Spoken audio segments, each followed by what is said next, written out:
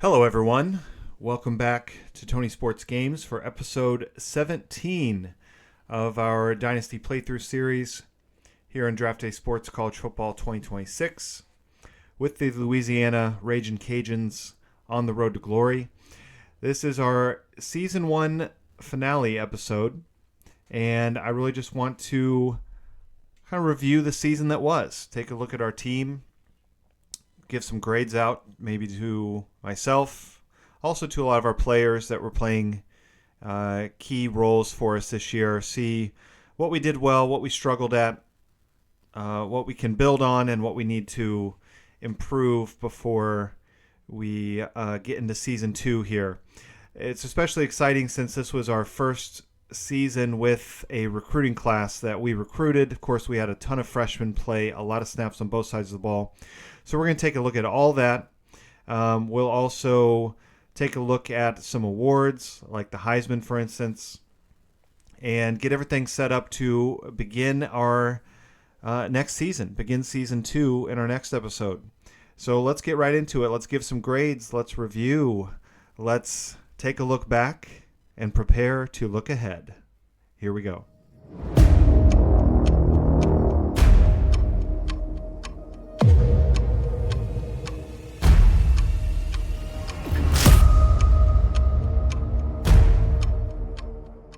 All right, welcome back in, everyone. Here we are in our team dashboard, and if you watched the last couple episodes, you already know how this season went for us. We finished 8-6 on the season. Like last year, our first season, or Season 0, we closed strong. 6-1 in our last 7 games. It was a bit of a struggle early on in the season, but we did a good job again this year of kind of building towards the end of the season.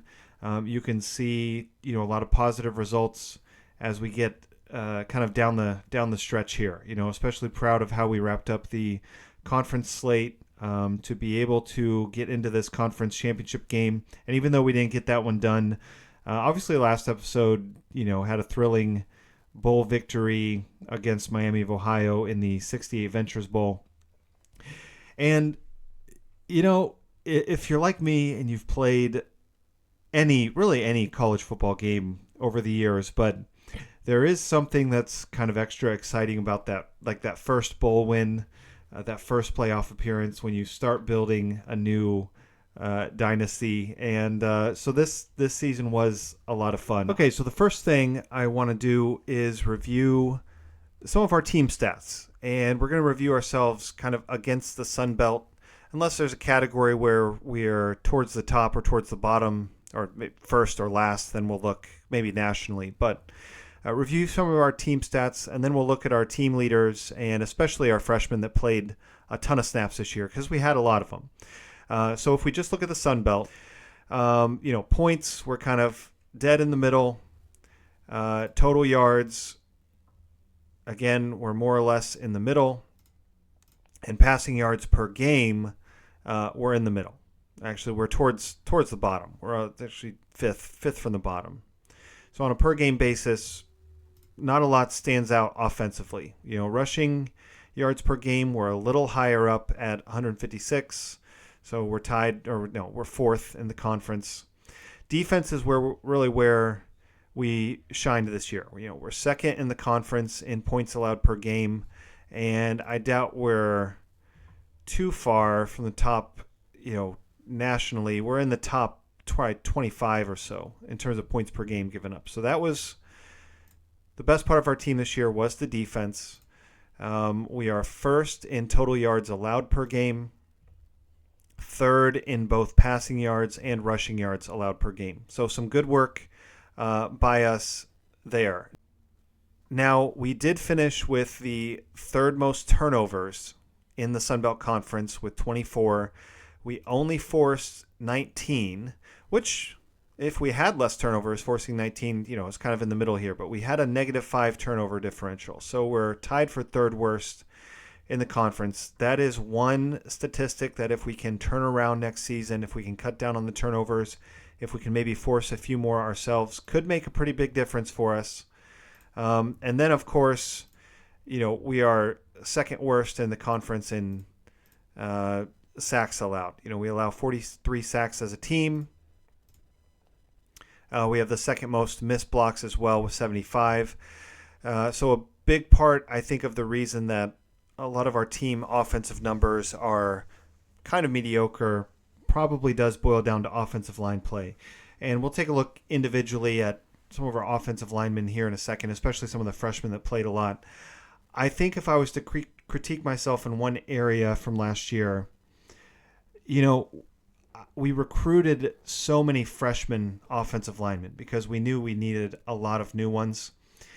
If I wanted to have a little bit better, more balanced, I guess, results in our changing over of that group, maybe I could have recruited about half the number of freshmen on the offensive line that we did last year, maybe 4 instead of 7 or 8.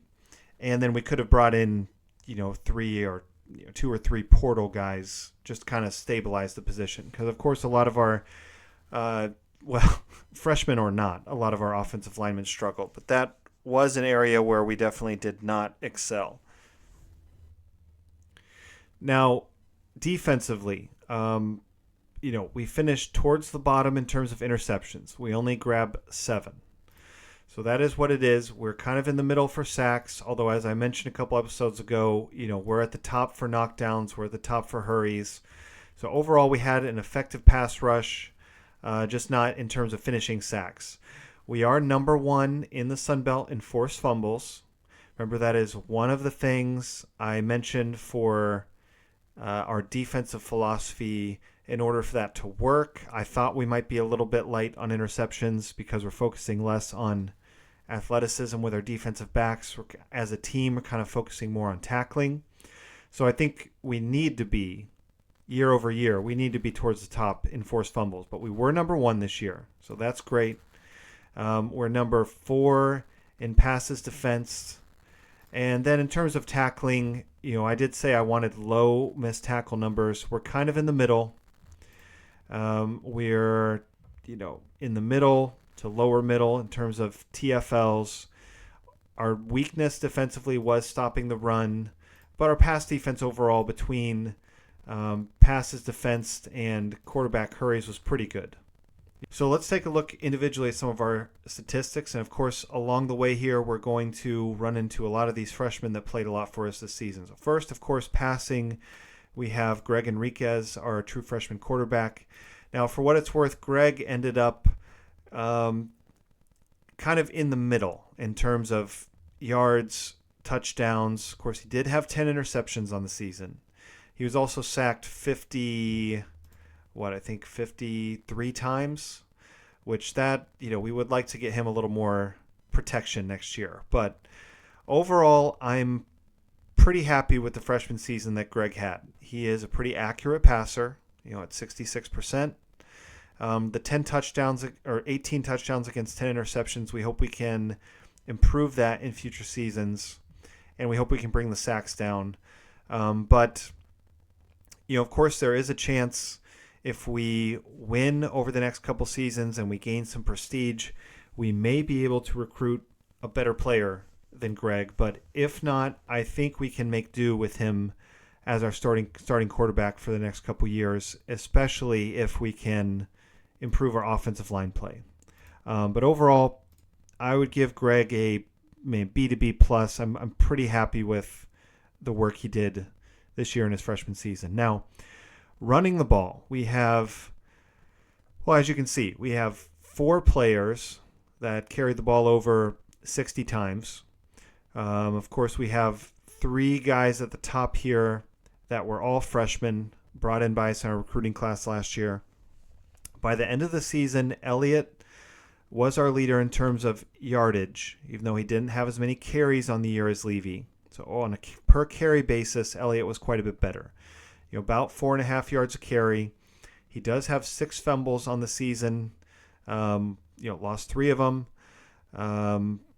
But a pretty steady, reliable, dependable runner. I don't think long term we would want Elliott to be our, a bell cow running back for us. But I think whether it's with Levy or if it's alongside another running back we bring in over the next couple of years, he can be a pretty effective complementary back. I would like to see his hands creep up a little bit more because if he's going to, profile as just kind of a steady, dependable runner, I don't want him fumbling so much, to be fair. But overall, pretty happy with, a lot of the things Elliott did this year. He is the type of player I thought he was going to be. Now, Levy was slightly disappointing as a runner this season. He has elite speed at 94, but I think in part because his agility is so low, he's probably not very good at avoiding tackles, and, he ends the season averaging under 3.5 yards a carry. Some of that could be attributed to offensive line struggles as well, of course, but I do think the lack of agility is a concern for, this player just as a pure running back. I'm really leaning towards, at this point, moving him to receiver before training camp next year. We'll see how much skill he gains in receiver at training camp. Maybe this is a Percy Harvin kind of like offensive weapon type of player where he can handle a handful of carries during the season, but not be like a main runner, and then also play some outside receiver for us. I'm still intrigued. He's got some tools. He's pretty tall. He's got really great competitiveness. He's really, really fast, and he has excellent hands, especially for a running back, but he has really good hands. But he's just not a complete runner. With his strength 66 strength is not terrible, but it's not great for a running back. 58 agility is pretty bad, so that kind of is what it is. Our running quarterback, Richard Edwards, who's also a freshman, he ends the season with 84 carries, 436 yards, 6 touchdowns, averages over 5 yards a carry, does have 4 fumbles along the way. But I think we have him right where he needs to be. Unless we would just happen to recruit another dual threat quarterback who just, his athleticism ratings just turn out to be way higher. I think he's where he needs to be. There is a good chance, especially if we don't get a running back that is clearly better than like Elliott, there's a good chance that Edwards could be an even bigger part of our running game last year because I like how he runs the ball, especially with the off-tackle runs. Some of the sweeps and speeds didn't work out too well, but off-tackle runs were good. In terms of receiving, Deloach finished the year about 6th, I think, in the conference in terms of receiving yardage. I'm pretty happy with the freshman season that Michael Deloach had. He averages, almost 17 yards a catch.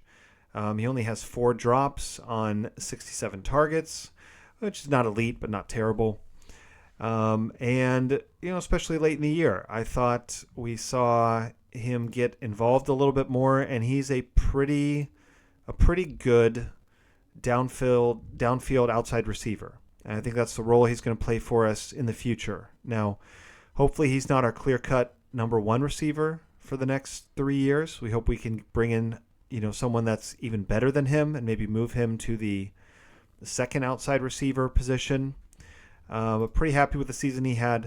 Of course, our leader in terms of catches was our freshman receiver turned tight end, Randy Norman. And Randy, I would definitely give an A to on the season. He was really, really good. He was very, very dependable. On the year, he catches 70 out of his 98 targets, only for about 8 yards a catch, but this is a good, dependable pass-catching tight end that we will happily continue to use moving forward. And then Levy, of course, was an excellent receiver out of the backfield as well. I am slightly disappointed with the freshman season that John Justice had. He's a pretty balanced receiver. He's not elite in anything, but he has good hands, good speed, and pretty good agility. Because of the morale issues that he had throughout the year, I don't think he quite played up to his potential.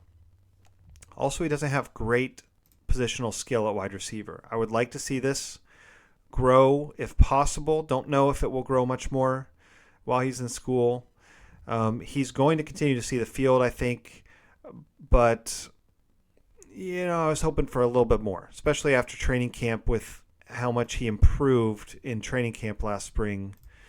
He had a really great camp. I was hoping that he would really assert himself more on the field, but I would say he was just so-so. He only catches over 50%, but 47 out of 80 with 8 drops. So hopefully his morale improves and his performance improves along with that as we go along. Now, defensively, if you look at our leading tacklers, let me zoom in just a little bit here. Our leading tackler on the season is Lewis Johnson. Of course, he was a freshman. Our second leading tackler, Herman Paul, freshman. Third leading tackler, Paul Brooks, freshman. Fourth, Eric Rico, freshman. So we have to go all the way down to our fifth leading tackler to find a senior, Jason Longo, our senior free safety. He will be gone. But then if you keep going after that, Ronald Parker, he will be back. Harry Hughes, he is a senior and will be gone. But then Kevin Sturgis will be back. Ira Miller will be gone. Weiss will be back. Gould will be back. Galarza was a senior and will be gone. A.K.H. Armstead is a freshman. So a little bit to replace in terms of production there, but not a ton. Now, we did not end up towards the top of the Sun Belt in terms of interceptions, but if you look at our team, we only had 7. The good news is all 7 of them were by players that should all be returning. So that's great. Herman Paul led us in terms of interceptions with 3. If you click over to passes defense, Herman Paul also number 1 with 21 passes defense, which is pretty good. Number 1 in the Sun Belt. So as a true freshman, leads the Sun Belt in passes defense. He wasn't in the top 10 nationally or anything like that, but will be a very important player for us moving forward, without a doubt. Then if we take a look at pass rush, of course, out of these players that led us in sacks, you have really just Davis and Galarza, 2 senior defensive ends that will be gone. But, Kevin Sturgis, of course, is only a redshirt sophomore. He will be back fresh off an all-conference season. Kevin, of course, had a great season for us. His 7 sacks led our team. He's also tied for 4th in the conference. His 23 quarterback knockdowns were number 1 in the Sun Belt and something like 14th nationally, I think. Something crazy there. Quarterback hurries, Peter Younger led us, and Peter was tied for 2nd in the conference with 23 quarterback hurries. Of course, overall, we're very happy with the freshman season that Peter Younger had. He also gained a lot of skill points. He's a really hard worker. He's a gifted jock. Gifted, that word in the social type means he has very high potential. He combined that with pretty good work ethic. I'm not sure if intelligence matters, but good intangibles, especially work ethic, pretty decent intelligence, and you can see the result. He's continued to gain quite a few points through his freshman season. So Peter's going to be a big part of this team moving forward. Of course, Kevin Sturgis is going to be a crucial part of this team, especially for the next 2 seasons in the middle. Also, our leader in forced fumbles was a freshman. Of course, our thumper, our middle linebacker, Paul Brooks. He is a thumper. We're pretty happy with the freshman season that Paul Brooks had as well. He played, let's see, how many snaps? He played over 1,000 snaps. We had a lot of freshmen that played a ton of snaps this season. His 5 forced fumbles for Paul Brooks, it's 1st in the Sun Belt and tied for 9th in the country. So a great freshman season out of Paul Brooks. 2nd on the team in forced fumbles, Lewis Johnson, another freshman, our strong safety. Most of these freshmen on the defensive side of the ball, we're pretty happy with the seasons they had. And I think we have the building blocks to have a really nice defense over the next couple seasons. We just have to keep building on it. Now, this, of course, was not something that was great, was our offensive line play. And we can't avoid it any longer. We have to at least take a look at it just to be fair. So if we look in the whole Sun Belt and we sort by sacks allowed, you see we have number 2, Gregory Becker, a freshman lineman. We have number 4, Andrew Bradshaw, our freshman center. And we have number 5, Antonio McNeil, our freshman tackle. So we have 3 out of the top 5 worst, in terms of sacks given up, sacks allowed, linemen in the conference. And so as I mentioned, this is the weakest part of our team. Now, we had a lot of freshmen take snaps at the offensive line positions as well.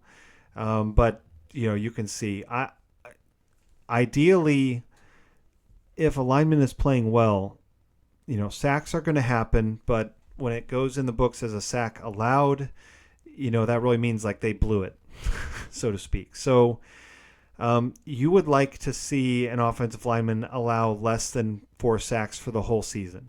So 3, 2, 1, 0 is what I would prefer out of my starting offensive lineman over a whole season. So really you have only a couple guys, and Felder is a tight end. So out of the guys that played the most on the offensive line, not a lot of high grades to be given out. Obviously Gregory Becker gives up 11 sacks on the year, only played 390 snaps. That is just brutal. Also, by the way, I'll tell you right now, I think I'm done looking at this value per snap number.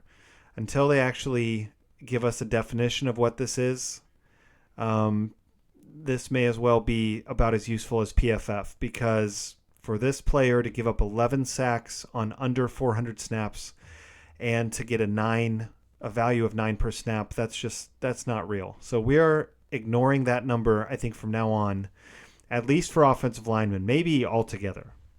I don't even know what this looks at, but I don't think there's any world in which this player should have gotten a value per snap of even greater than 1. I mean, it was a really rough freshman year.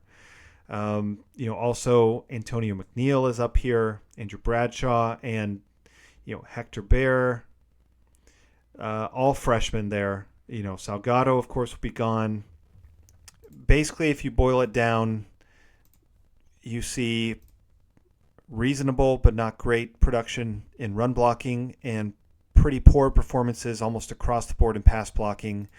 Maybe we need to look at our offensive line coach. I don't know, just to do it. But also, of course, we need players to play better next season for us. The one other thing I wanted to take a look at here before we advance, there are a couple recruits that are kind of stuck in my mind that we tried to get last season and it didn't work out. And I wanted to look at a couple of those guys here. One is a quarterback for, I think, Oregon. Yes, it's this guy, Mike Herman. So this is a player that we tried quite a bit to recruit, weren't able to get him. He went to Oregon.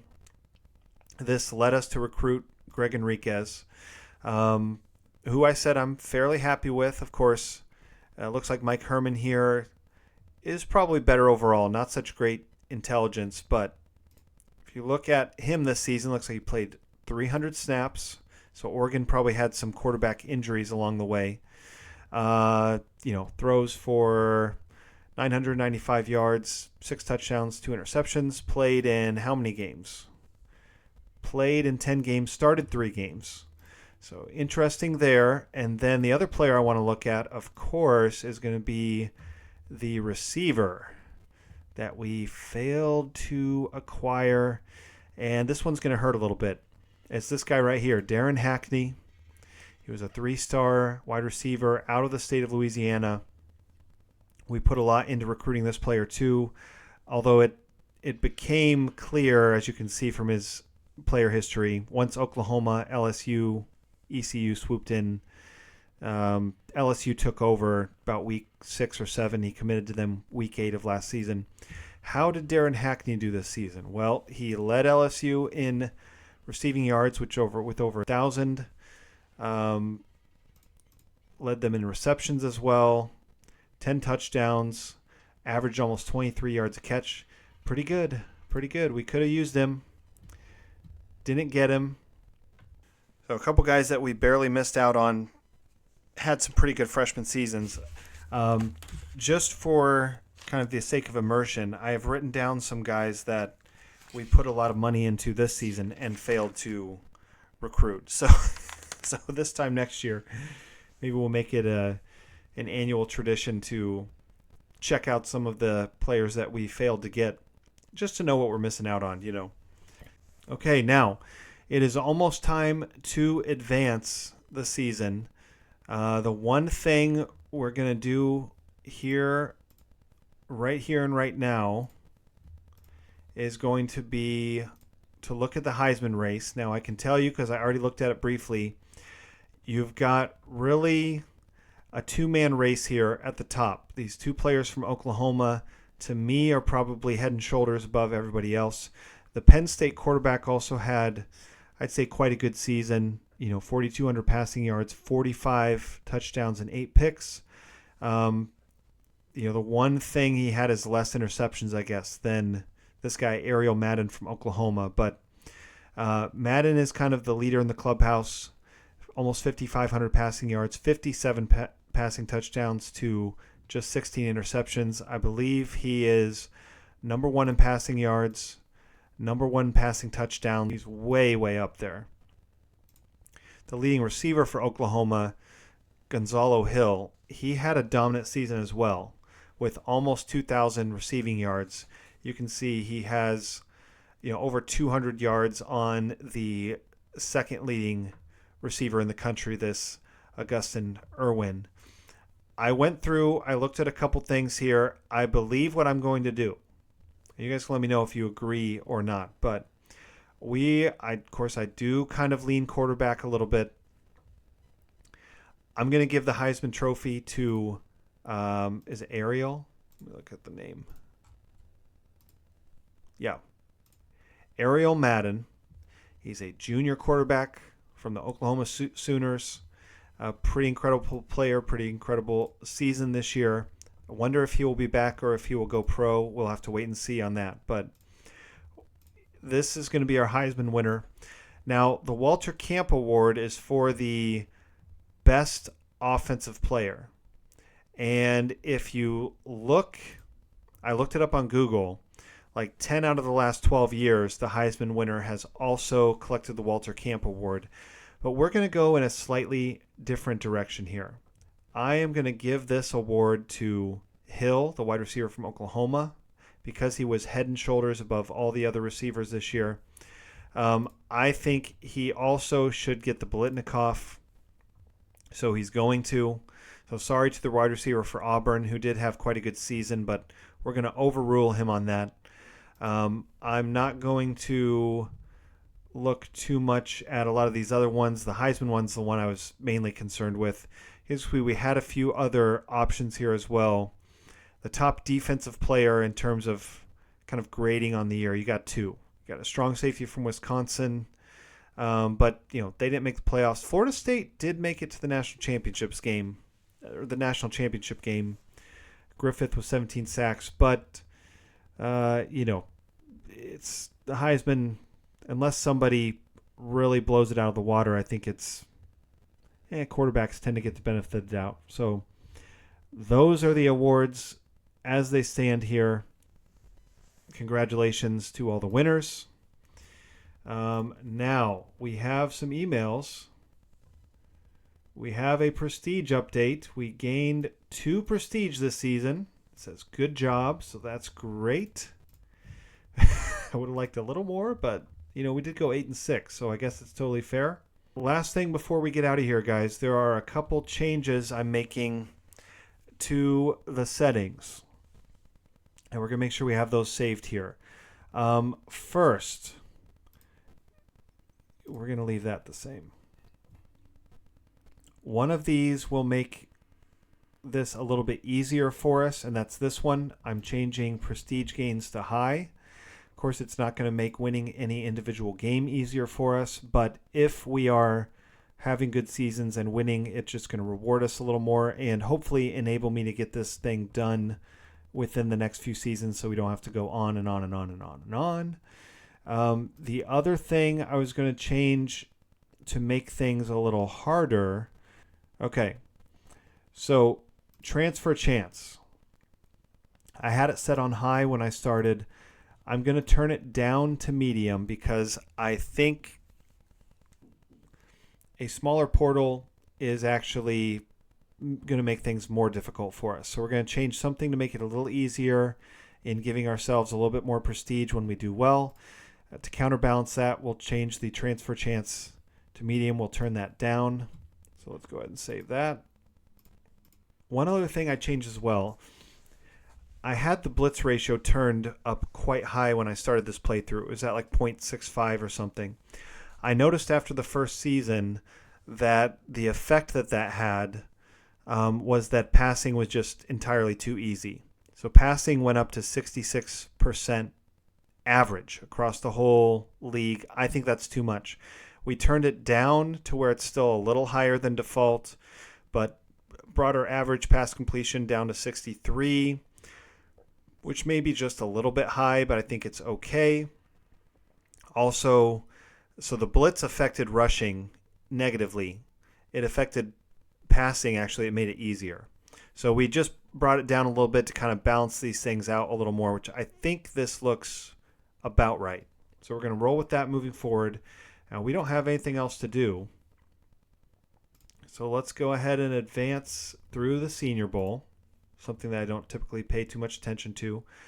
Now, as far as red shirts go, there's not going to be a lot to do here because most of our freshmen all played in too many games to redshirt. The one exemption is going to be this Lawrence Farrell, but I think he's going to be about the only one. All these guys played in a whole bunch of games. Dutton played in too many games. Felder played in too many games. These are just like all our starters, pretty much. So I know none of these guys can. So yeah, I think that's going to be it. We are going to redshirt Lawrence Farrell, and that's going to be it. So let's advance through red shirts. We should find out if we have any transfers. I don't see any. Because I think this is the end. So let's go ahead and end the season. This is going to close the book on our 2025 season. Now we have transfers. Okay. So let's see. Players leaving. See what we're looking at for the Louisiana Ragin Cajuns. We have one transfer. It is a sophomore defensive end, Juan Stiles, who, let's see, did we even recruit? It says we did. He did not play at all last year. I guess I missed him on the list of guys we could have redshirted, but nonetheless, he was going to leave anyway. So he was strong, and now he is gone. So we only lose one. Nobody loses. Did anyone leave early from school? No, nobody did. Just our seniors.